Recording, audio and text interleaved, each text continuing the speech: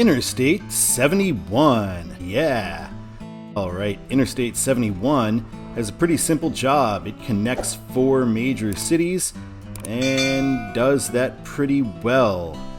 So we see here on this map that I-71 will go from Louisville, Kentucky to Cleveland, Ohio, or the other direction depending on which way you're going. We're going to go both ways today. You're watching Control City Freak. This is the YouTube channel where we talk about interstate highways and the places that they are signed to go to. Thanks so much for watching. I really appreciate it. Got my social media and stuff right up here. If you like this kind of content, why not give us a like? And if you really dig it, why not hit that subscribe button? We will talk about Northbound I-71 first. I-71 begins at a complicated interchange with I-65 and I-64. We see I-65 southbound here in this, where we see 71 is signed for Cincinnati. There's a look at northbound I-65, and we see on northbound I-65, it is still signed for Cincinnati. No big surprise there. Coming off of I-64, we see 64 signed for Lexington and 71 signed for Cincinnati. Here's a look at the overall interchange. As you can see, it is quite complex and quite huge. Once we're on I-71, the first interstate that we meet is a 3-digit 264, which, as Louisville always does not have any control cities, but instead we just get the name of the freeway. This is the same case for 265.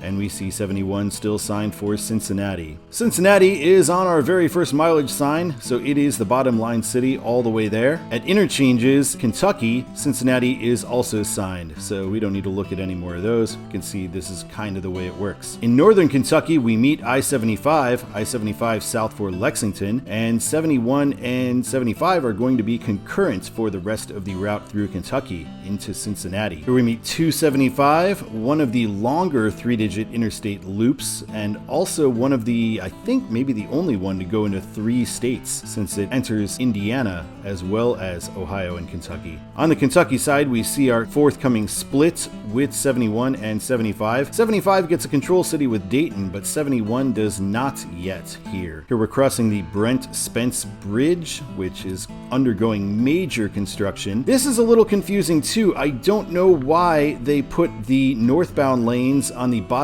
deck. St. Louis did the same kind of thing too. You learn from San Francisco, where the upper deck, where you'll see the big skyline views, is headed toward the city, and the lower deck, where you don't, is headed away from the city. Once across the Ohio River, I saw no welcome to Ohio or welcome to Cincinnati signs, but that could be because of the construction. We get the split with 71 and 75, and 71 is now signed for Columbus. Here's a nice view of downtown Cincinnati on I-71. I-71, we pass both of the stadiums in Cincinnati, so here is a look at where the Bengals play, Paul Brown Stadium, and here is a look at where the Reds play. As a Royals fan, I'm very grateful for the Reds this season, since they're the only team, I believe, that has lost more than us. Now we meet 275 again on the Ohio side, and we are still on 71 Columbus. We pass right by Kings Island on I-71, so you can see some of the taller roller coasters from the interstate, which is pretty cool. I went to Kings Island 20 years ago, and they've built a lot of stuff since then, it looks like. State Route 73-7,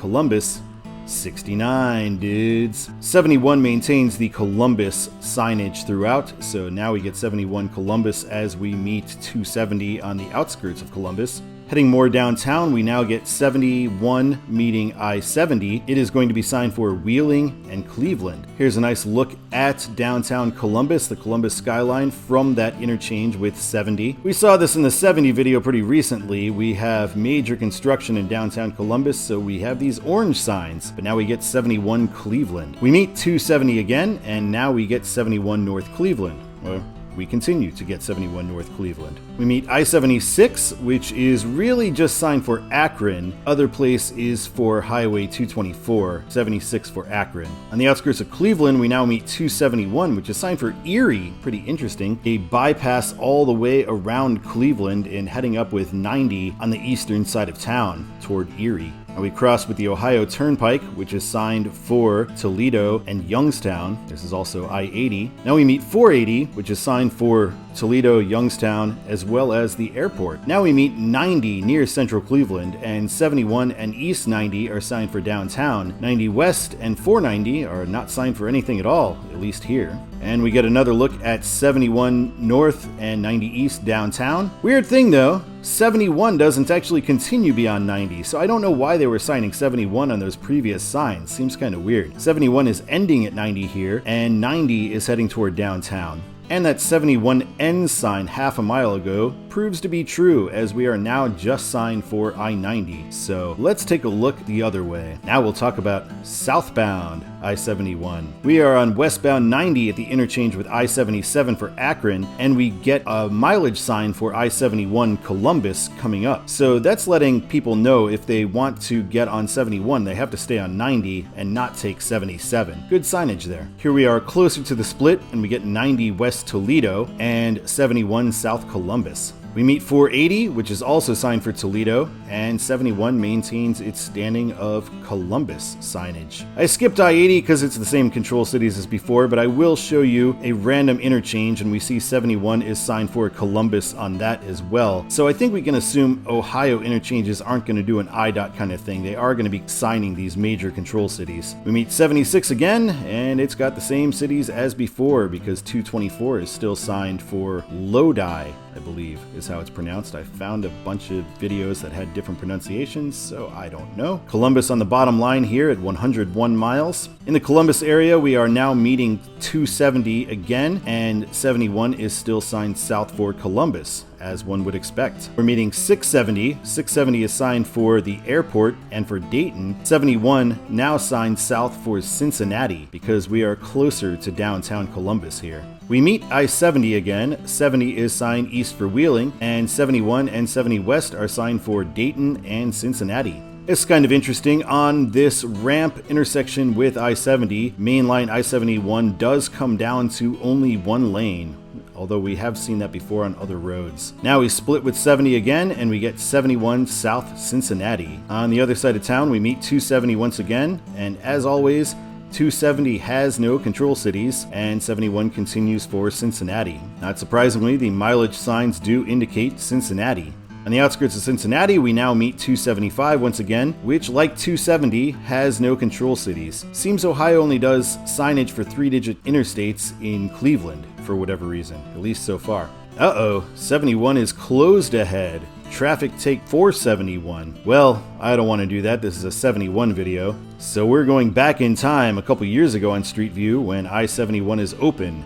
So here is what it looked like then. I-71 no hazmat because it is heading into a tunnel. I should note we do have a 3-digit interstate with a control city in Ohio. We get 471 signed for Newport, Kentucky. Heading toward downtown Cincinnati, we get Junction 75, 1.5 miles. Here's a look at the Cincinnati skyline coming from the other way. We've got the Procter & Gamble buildings right there in front of us. Now we're coming toward the tunnel. We're getting signs for 75 North Dayton, and for 71 and 75 for Lexington and Louisville. Here we go along through downtown Cincinnati along the river once again, and we see the signs for this major interchange coming up. I do like that 71 and 75 are signed Lexington, Louisville, when they could have signed them Covington in theory because they both go there, but I like signing the big major cities like this here. I think this is well done. Here's the actual split where 75 will go north for Dayton and 71 and 75 will go south. I do think it's a little weird that they don't mention I-74 at all, since I-74 is just a couple miles up the road on I-75. Baby,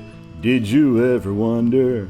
We don't get to see the really nice bridges in Cincinnati anywhere on this road because the Brent Spence is kind of, clogged up with stuff, like I said. But here's a look at the bridges as we come toward the Brent Spence. Here we go onto the Brent Spence Bridge, and here's a look at the Ohio River as we cross it, although this is from a couple years ago since it doesn't show the construction. Once on the Kentucky side, we do get a Welcome to Kentucky sign. Here's our exit for Covington, and 71 and 75 are still signed for their respective Kentucky cities. We meet 275 once again, and once again we have no control city for 275. Here's the entrance onto 71 and 75 from a random interchange, and we see that even here they are signed for Louisville and Lexington.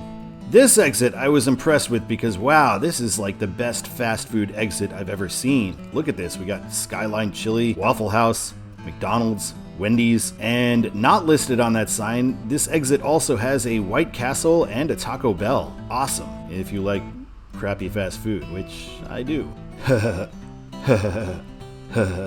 Here is the 75 and 71 split, so 71 will be headed toward Louisville, 75 to Lexington.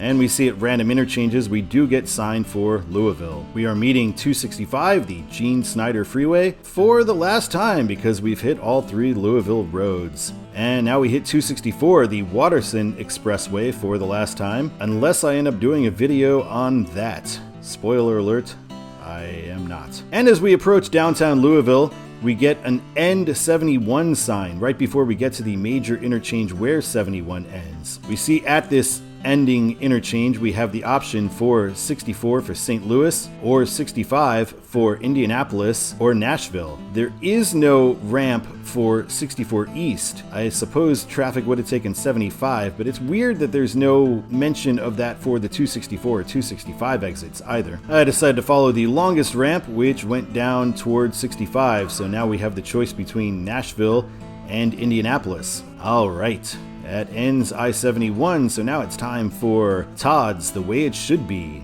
I-71 is done pretty well, I would have to say.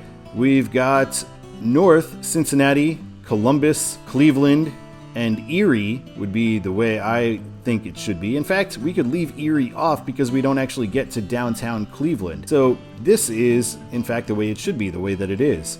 Southbound, we've got Columbus, Cincinnati, and Louisville. St. Louis could have been there, but again, 71 doesn't quite make it all the way into downtown Louisville, so ending at Louisville is just fine. Thank you for watching this episode of Control City Freak. I really appreciate it. Thanks a lot, and we will be back soon. My name is Todd, and keep on trucking.